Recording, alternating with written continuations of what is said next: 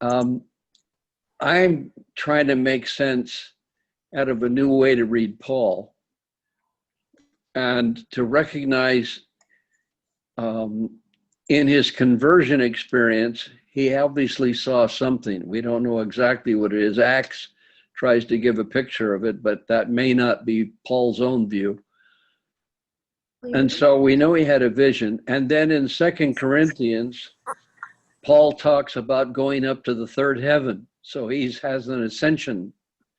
The problem for Paul, my point of view, he doesn't tell us what he sees, but we assume he sees pretty much what the tradition said he saw, except that it would have a Christian vision behind it, so that he sees Christ up on the throne along with God, which fits a pattern that we're seeing in the book of Daniel and so forth. So in order to try to get at what Paul's vision was doing, when he doesn't tell us, I want to see what other types of mystical traditions and visions, what they do, what they say, what it leads to. And then we can begin to look at Paul's writings and figure out what's probably going on in there, that his vision entitled him to become an apostle, for example.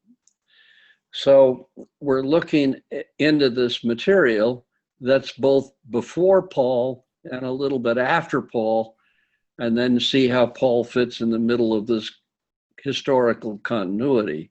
And then that will give us a different picture, perhaps, of what Paul is, rather than my own background, which was to make Paul the father of Protestant theology, which I don't think Paul was, but that's the way I was trained to think of him anyway. So what we're doing in the literature now, as we get moving, more and more texts begin to have these ascension stories. And so they do have some themes in common, and that's what we're going to keep looking at. All of these, I don't know what to call these guys. I'm going to call them space travelers for whatever we want to, because they're all going into space.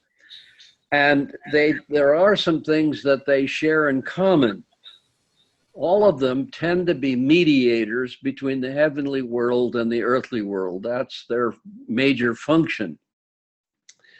And in terms of the vision, most of them see a throne in which God's sitting, and while they can't see God, they see the fiery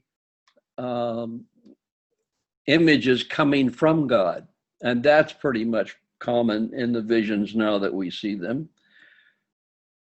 And they receive some kind of commission, some authority, in which they take back to human life in order to explain to them what they've learned in God. They've gained some knowledge and insight by going up there, and they're now revealing that knowledge to humanity. All of that is part of this literature. And it's interesting in the literature as it develops, the people who have the vision are caught between two possibilities. Some of them are arguing that they physically go up bodily into heaven. And others say, no, the soul leaves me and it takes wings and it flies up to heaven. If you look at the opening of 2 Corinthians, Paul is saying, when he goes up there, I'm not sure if I was in the body or not. He's wavering between the possibilities. But the fact is that more and more people are beginning to struggle with, what are the kinds of things I can do to help me get these visions? Because I want to have a vision too. And so you see in the literature all sorts of things that are tried in order to provide people with the possibility of vision. They go from deep prayer work to deep breathing exercises to starvation, sleep deprivation, all kinds of things. Music is often a way to try to get into the vision. They use chants and things like that. So there's a whole description of it. But basically, the person who's able to make that journey has to be a righteous person of some kind. They have to be a famous person.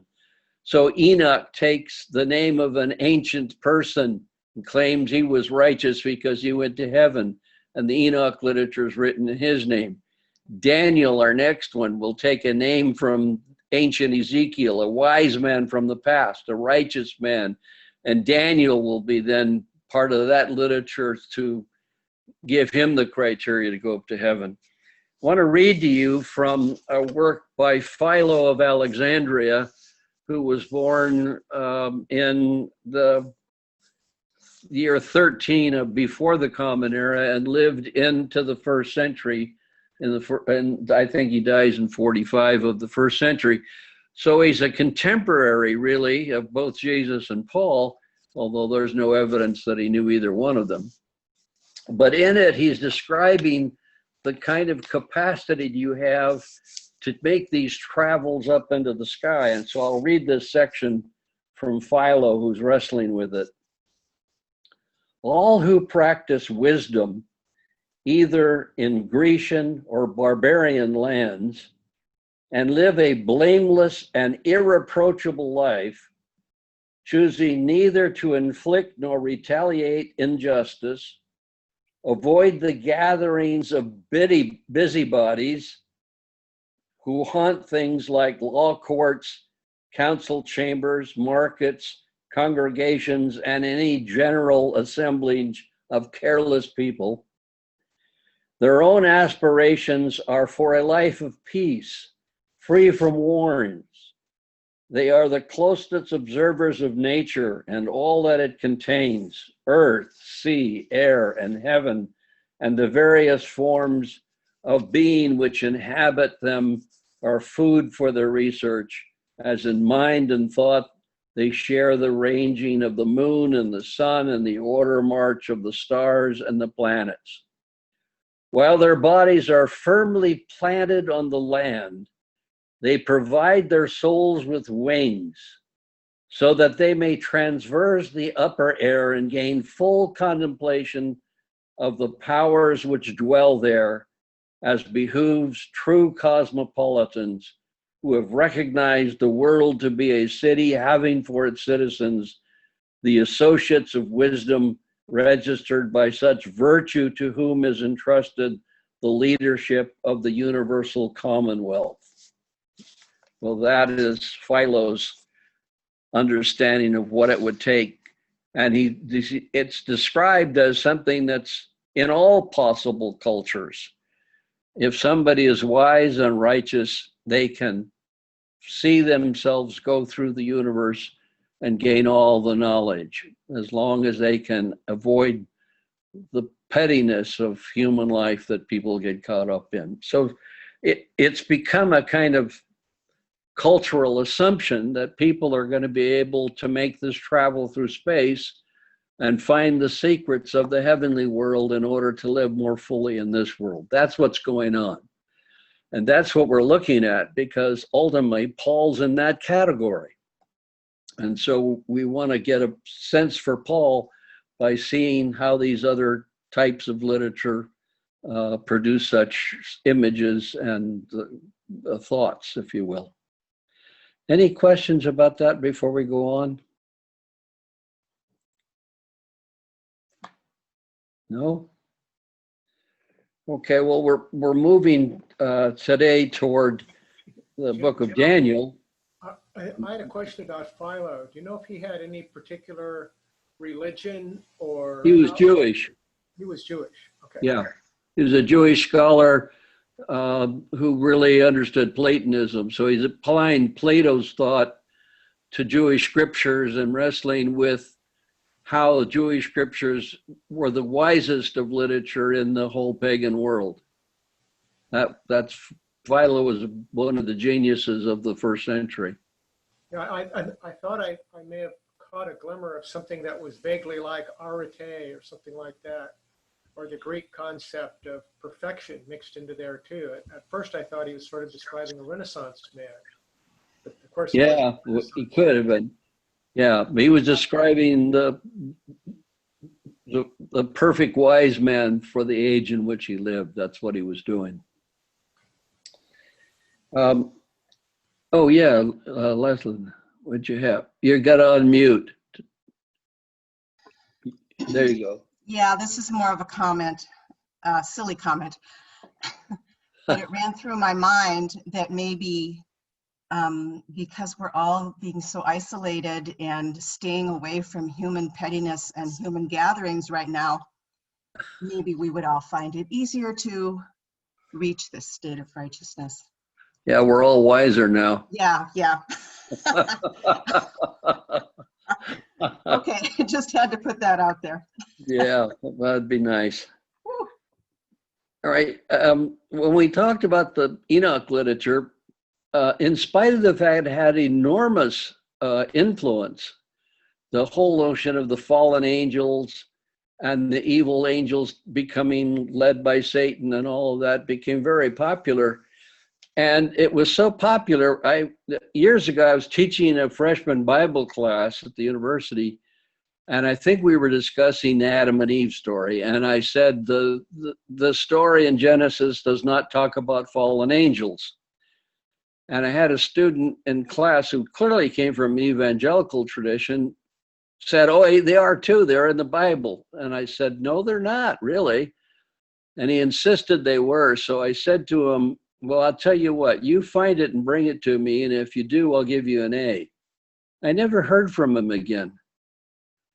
They aren't, they're in Enoch. They're not in the Bible. And Enoch didn't make it because it was seen to be written both by the Jewish and Christian community after the time when the time for the canon was supposed to be closed for the Jewish tradition. On the other hand, when we get to Daniel, it's included in the canon, even though it's written later than Enoch, because the author of Daniel sets the story back during the Babylonian exile, and that makes it look like it's much more historical and therefore fits the time period that they used to decide what books ought to be in the Bible. So when we move to Daniel, then we're moving also to a visionary literature, but now it's more straightforward, apocalyptic when we get to chapter 7 on. Daniel's an interesting book. As I mentioned, Daniel's the name of a wise person that's mentioned back in Ezekiel. So it's a name that associates with ancient wisdom. So what the book of Daniel does is it's not written by somebody named Daniel, it's written about Daniel, and it puts the text in his name because he's one of the wise leaders who would have the kind of wisdom and righteousness that would allow him to have these kind of visions of the heavenly world. And it's interesting though, but what the first 6 chapters of Daniel are all folk tales. They're the ones that you tell in the children's Sunday school classes, Daniel and the lion's den and all that kind of stuff. And interesting, in those chapters, the king is having the dreams and Daniel's the dream interpreter. And because he can interpret dreams, that gives him audience with the king and becomes a favorite. When you get to chapter 7 on, the whole thing switches. Daniel is now having a dream and he needs an interpreter, and an angel will do it for him. And instead of the kings being something you want to have relations with it and become acquainted with, the kings are beasts. They're negative. You want to get away from them. You want to stop them. If anything, you want them to die. So between the first 6 chapters and then the 7th chapter on, a whole switch takes place, which has led many to say this was not a united text at one point. They come from different places. Maybe, but maybe not. It's hard to know whether this was a unity created this way or whether the author deliberately takes older stories that might go back into times of Babylon at captivity, which is what he sets this in, and then adds the later passages in there in order to describe what the author really wants to say about his own time. So we're dealing with a composite text, if you will.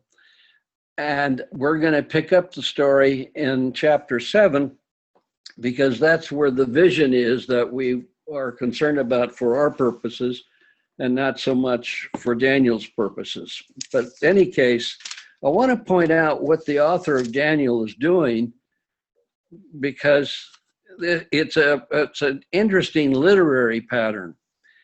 By setting his text back during the Babylonian Empire, and then tell you it by way of prediction what's going to happen in the future,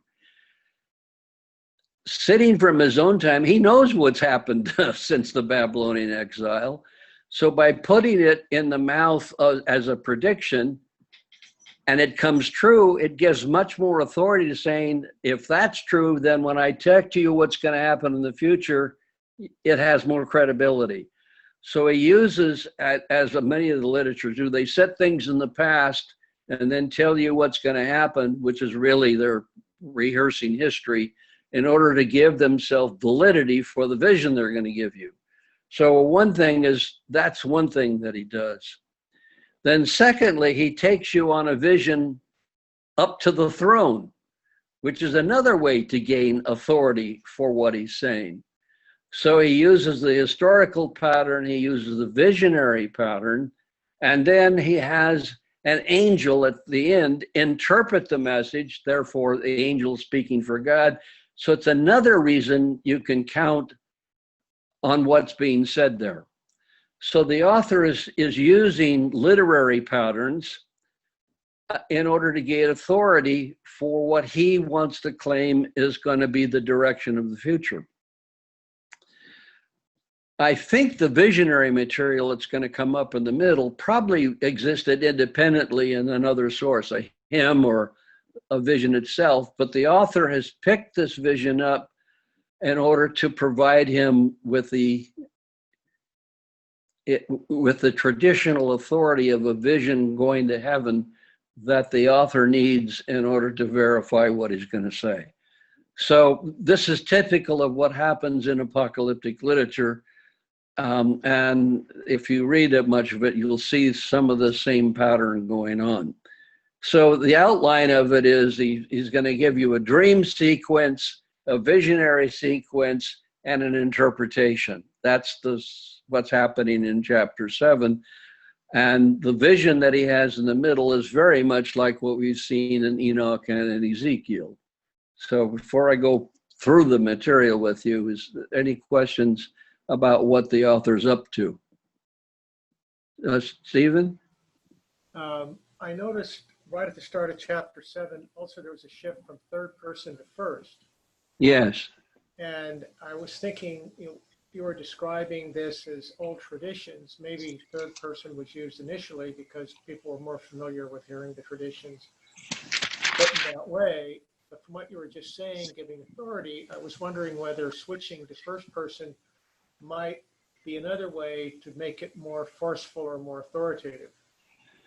Well, that might be the case. It's also possible that the author is now telling you his own point of view. And he's switching from the first 6 chapters where Daniel was in the third person, which represented the tradition. And now he's speaking in the first person, which means the author is speaking through his voice. So either way, it's a way of gaining the authority and so forth. I'm blinking again. Why am I blinking? I don't know what, I start blinking once in a while and I'm not sure why. Anyway, something going on with that system down there. Let me see if I can. I don't know if this will help or hurt.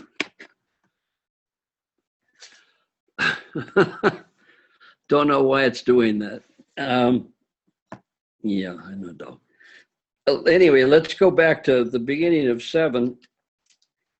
And let's start with verse 2, actually. I, Daniel, saw in my vision by night the 4 winds of the heavens stirring up the great sea.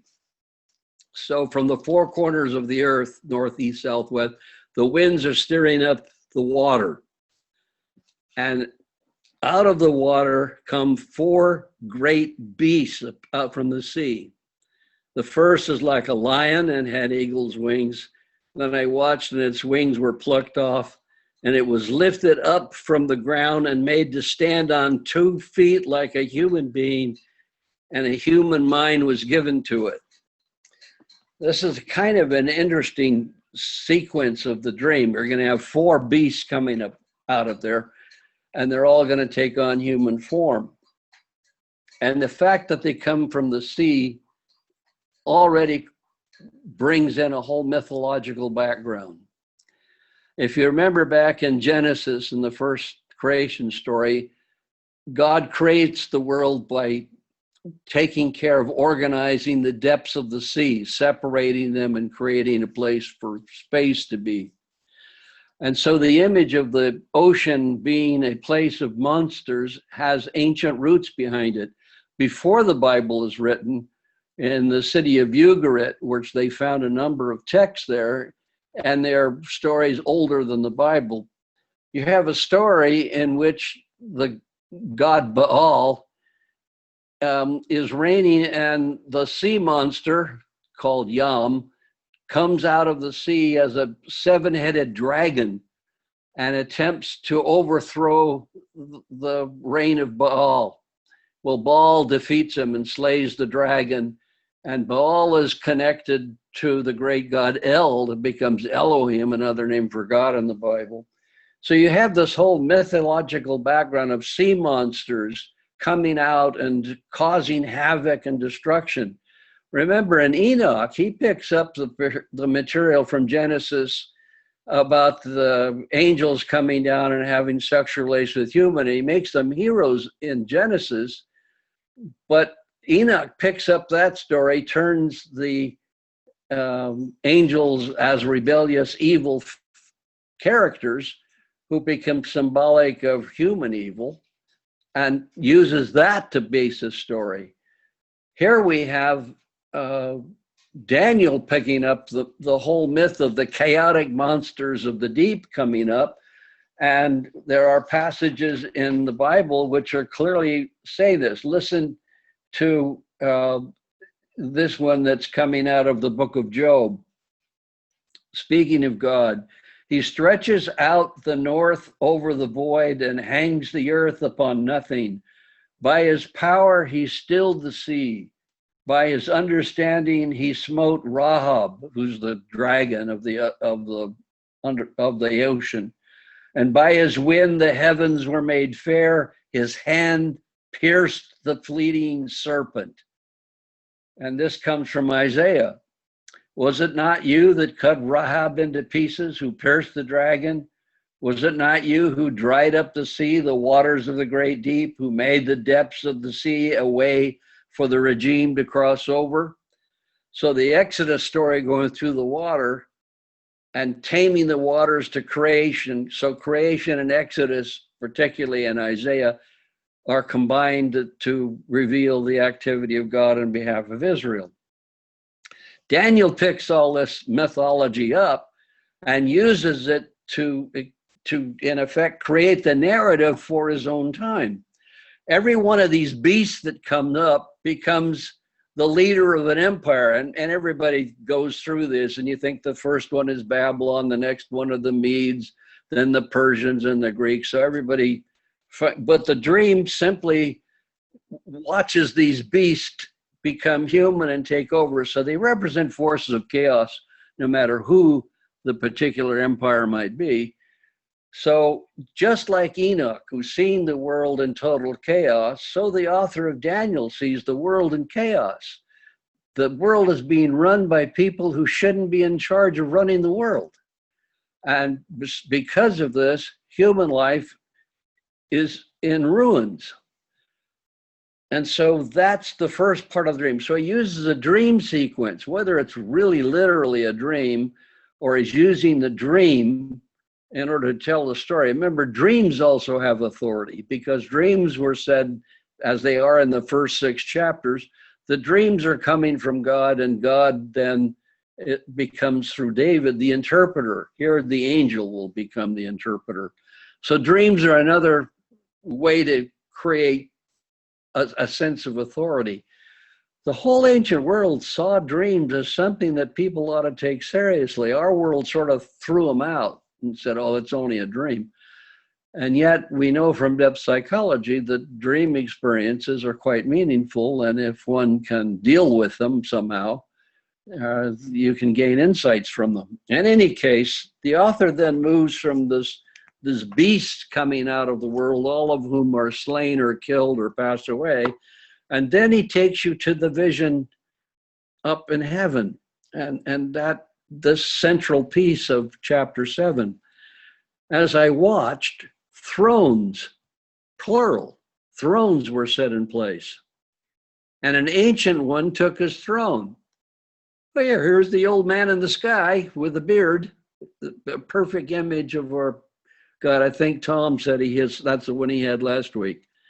And the ancient one took his throne. His clothing were white as snow. His hair on his head was pure wool. And the throne was fiery flames with wheels and burning fire. Here's your Ezekiel image. There's the Enoch images. So God is now the ancient one with white hair and white clothes, which of course stands for purity as well as age. Interesting, when people depict the God of the Exodus story, he's seen as a young warrior doing that one. Well, he got old by the time you get to Daniel. So he's up there. He sees the thrones. That's the theoretical vision. A steam of fire issues. So this is the kavod. The glory of God is emanating out in the vision. That's typical. A stream fire is a flow from 1,000,000 served him, and 10,000 times 10,000 stood attending him. The ancient one has the biggest army in the whole cosmos. So if he wants to turn his army loose upon the world and against the beast, he can easily take care of them. In any case, now it switches out of the vision and begins commentary. I watched then, because the noise of the arrogant word, he goes back to the little beast. In the last beast that came had a horn, and a little horn came up. So you have 10 little beasts, and then suddenly this little horn came up back here, where he says, I was considering the horns when another horn appeared, and the little one coming among them to make room for the three, they were plucked out. So the little horn is the key to the whole thing in Daniel. Now the little one, after the vision is speaking, I watched because the noise of the arrogant words of that horn was speaking. And I watched, and the beast was put to death, and its body destroyed and given over and burned by fire. So he's predicting the death of this little one. As for the rest of the beasts, their dominion was taken away, and their lives were prolonged for a season and time as I watched the night visions. So the vision is the little one is there, but he's going to be destroyed. All the others are all going to be destroyed. Then he goes back again to the vision up in heaven.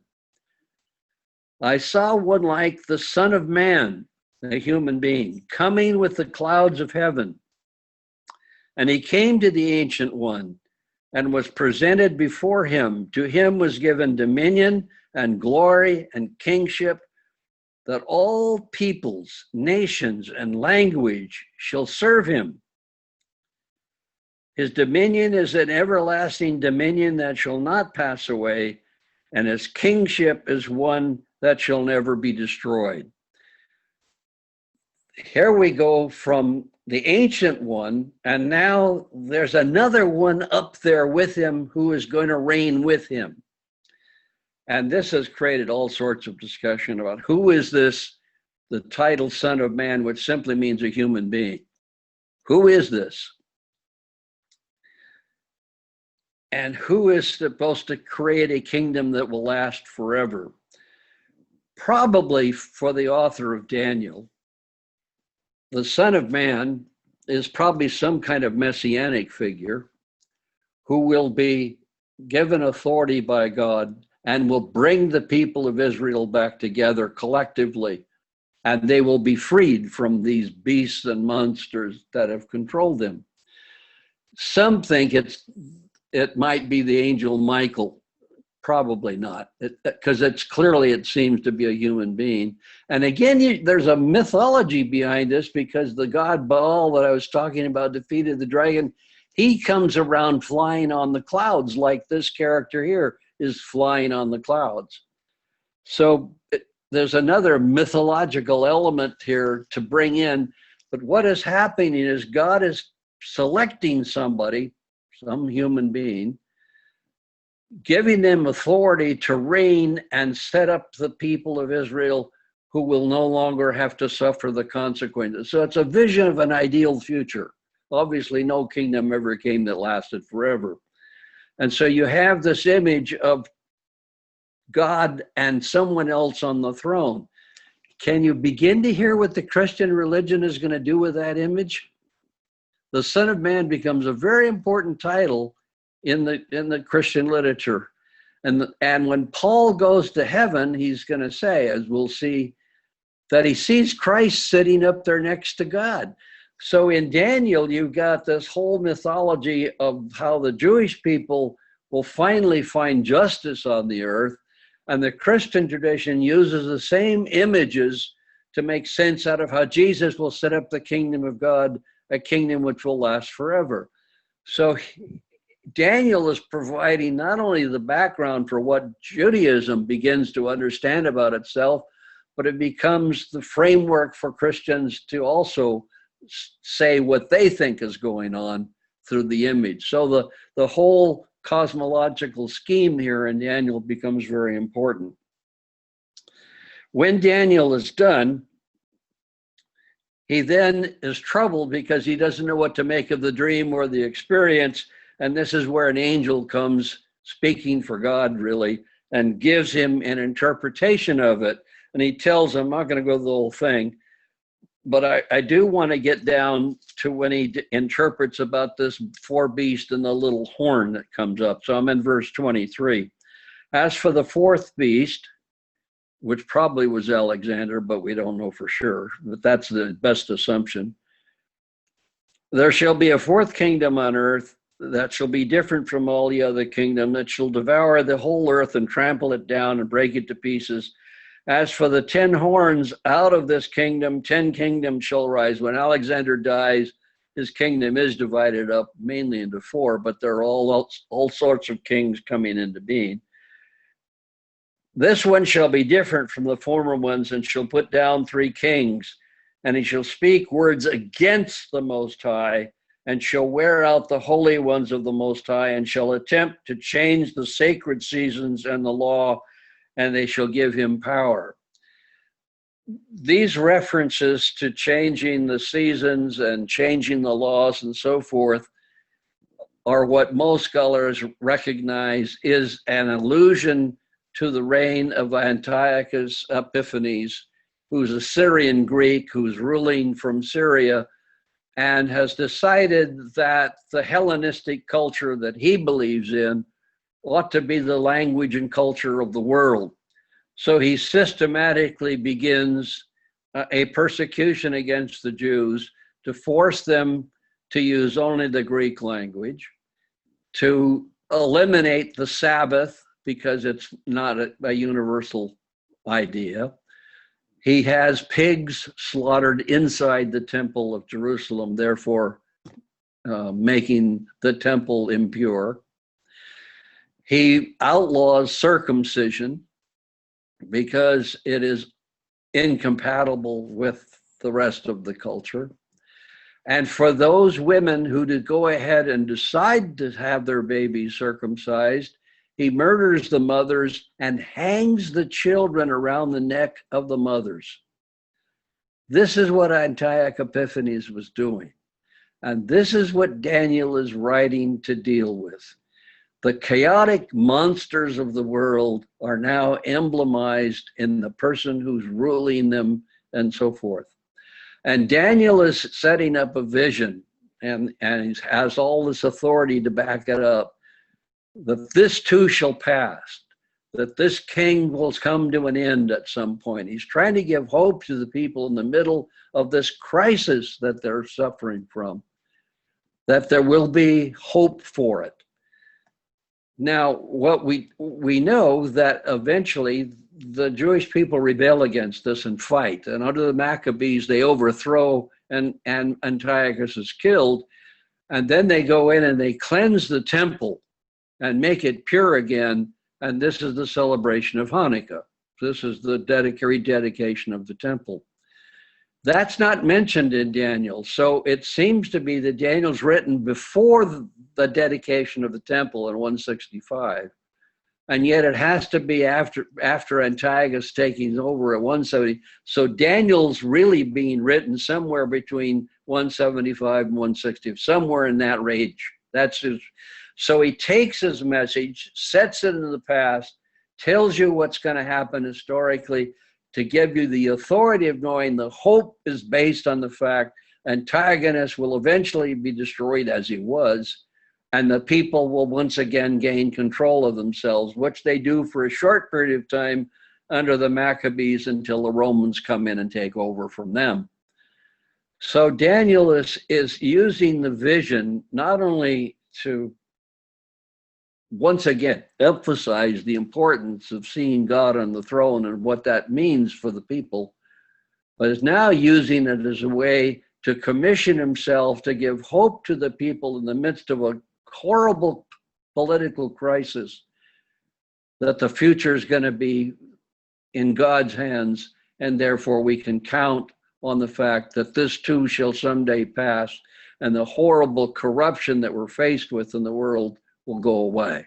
That's what Daniel's trying to say by using this symbolic literature in the way that he does. Are there any comments or questions about that business?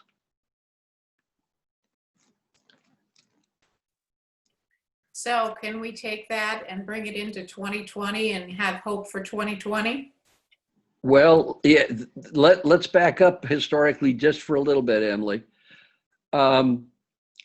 Here is I assume Antiochus Epiphanes thought that they had the truth of culture and religion and belief, and it's their job to impose it on everybody through coercion. What do you think we did to the Native Americans in this country? We used coercion. What do you think we did to the blacks in Africa in the slave trade? We brought them in here. We took away their language. We took away their culture. We took away their religion. We made them into less than human beings. And you know, cultures that do that have problems with people as it goes on in their history. Pretty soon people are going to say, you know, the blacks have suffered in this country because of racial prejudice, and they were coerced into this culture. And consequently, there's going to constantly be problems. So the whole Black Lives Matter movement, regardless of how you feel about it, is a result of the fact of the coercion that we've done to the people of Africa. So what happens in this case is there's continually a problem when people get the feeling of authority that they can impose it upon somebody else and force them to conform. This is where coercion becomes evil, and which is an opposition to what I think the way God uses power, which is through persuasion. But we are dealing with literature in the apocalyptic sense, in which they're so needing a divine power to control the world that they allow God to have the coercive power, because his coercive power enables them to get their freedom that they need. But coercive power doesn't lead to justice. That's the problem. Even though wars are sometimes necessary to stop terrible evil from happening, wars in themselves don't create justice. People have to deal with the aftermath of war to create it. Anyway, here we have a literature that's dealing with the whole problem of nations coercing other nations, coercing minority groups to conform, and so forth and so on. And Daniel's striking out a vision against that, if you will, trying to give almost a utopian vision of a time when all peoples will be together and live together in peace, and all this kind of beastly activity that on the part of leaders will go away. So I suppose if part of the beast is a pandemic, we want that to go away too. But let me get you out of the political struggle for a minute and have you something that will have you go into your groups and discuss for a minute. The whole question here is about the past and the present and what's going on in it. For many of us, the past has great values. You can think of the things in the past. If you think the American culture, there are values in American culture that are very important to us. And if they get undermined, it really changes things. But the struggle I have is right now, and with this material that we're dealing with, isn't my problem with the political problem. My problem is with the religious language. And this I'm speaking personally, and this is what I'm asking you to think about for yourselves. There was a point in time after I grew up in a very conservative fundamentalist tradition that the doctrines and language of the church seemed to be meaningless to me. Whatever they once meant, they didn't. And I went through a period of denying all this and then struggling to try to come back to make sense out of things. And for many people in the modern world, there are people for whom the tradition still works meaningfully. And I don't have any problem with them thinking that way. That's them. But for many, the secular images are winning. The notion of God is, for many people, a useless category. It doesn't make any sense anymore. And so in the midst of this problem, what do we do about our own culture? Do we maintain it at all costs and continue to hang on to the past? Do we just reinterpret it so it makes better sense? Or do we toss it out and say it's time to find a whole new language, something that will make sense out of us? And this is partly the struggle of the mystic tradition that we're talking about here. The mystic tradition is in many cultures and many different religious traditions. It isn't specifically Christian or Jewish or something. And many people are trying to find what is the experience that's so fundamental to us, regardless of what names we put on it. What is it that's so important to us that's what makes us human? That's what makes us meaningful. That's what puts us in touch with the deepest powers of the universe. How do we get to that? And so I want you to break out into your groups. You have 10 minutes or so, and ask yourselves that question. Where is religious life for me now? What is religious language doing for me? Does it make sense? Is it okay? Do I find it meaningful? Do I need to reinterpret it, or am I looking for something different that isn't making sense? Let me give you one example. The question of God. For many people, God is the name for a being or an entity who is influencing or shaping or controlling the universe. It's some kind of image of a person. On the other hand, for me now, God is a reference to an experience that I have. It's an experience of meaning.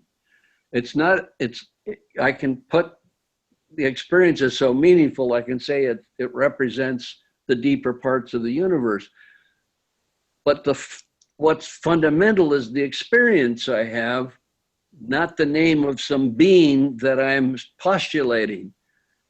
So if God represents a kind of experience, what experience is it? If God represents some kind of being, that's what I asked you, that's what images do you have of God? What is that? So when you get into your groups, this is the kind of thing I think you can discuss. And this is really what this visionary literature is about. How can we come to grips with the reality of God in our present lives? They did it for their culture. They did it in the images that work for them. I'm asking what's working for you. So, Julie, can you put us into some Okay, kind of so I'm going this to discussion? stop the recording Do you have any assignments, homework, comments you want? Next week, we're going to be looking at some of the material from Qumran, which is fragmentary literature. It's hard to get a hold of. There is one book that has now been published that has all of the material from Qumran in it. We're only going to look at a few passages in there because we're not going to spend great times on it. But there's some very interesting things about what they found in the Dead Sea Scrolls and the community that was there. We're going to look at them because they go back to at least the second century before the Common Era and into the first century. So they're also in some way in some of the practices are contemporaneous with both Jesus and Paul and represent the fact there's a great mystical pattern throughout the culture. So it's not just Greek paganism that had visions. It was coming more and more prevalent within the Jewish culture in which Paul is raised. And so this will help give us a perspective on Paul. Then we'll move beyond Paul into the book of Revelation. So if you really want to get prepared, you might want to start reading the book of Revelation, especially chapter 4, which we'll be getting to on that. But next time we'll be dealing with Qumran, and then depending on our time, we'll move on into Revelation. Okay. Okay? So if you are not staying for the small groups, this would be the time to leave. Otherwise, I'll break us into small groups. And I think, Jim, you said that people don't need to stay after the small groups. Once they end, it will end. Right. We don't need to come back. I think the groups will take care of themselves. So. Okay. Here we go. All right. 16 people.